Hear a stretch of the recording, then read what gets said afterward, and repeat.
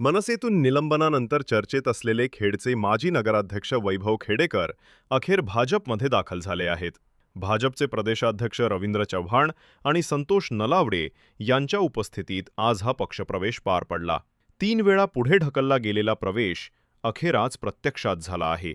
मनसेचे जुने आणि राज ठाकरे यांचे कट्टर समर्थक असलेले खेडेकर आता भाजपच्या पंक्तीत आले आहेत.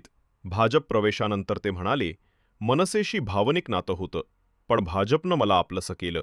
आता स्थानिक निवडणुकांमध्ये जोमाने भाजप वाढवू. खेडेकरांचा हा प्रवेश म्हणजे कोकणात भाजपची ताकद वाढवण्याच्या रणनीतीचा भाग मानला जातो. बघा, माझ्या चेहऱ्यावरचं हास्य हे पहिल्यापासून आहे.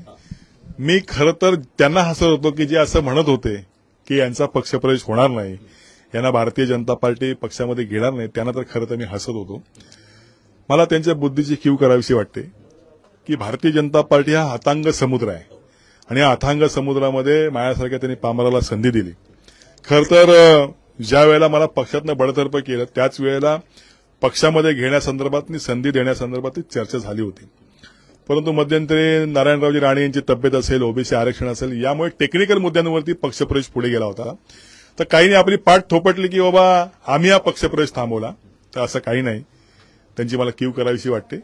आज माझा या ठिकाणी अधिकृत पक्षप्रवेश झालेला आहे आणि निश्चित मी आपल्या समोर आहे. माझ्याबरोबर सहकारी असलेले आमचे मनीषजी खवळे, संजयजी आखाडे, जिल्हाध्यक्ष नलावडे साहेब, शहा साहेब, आमचे पिंपळकर साहेब, मिलिंदजी नांदगावकर, रहीम साहेब बोले, नंदू साळवी, सगळी मातब्बर मंडळी माझ्याबरोबरती आहेत.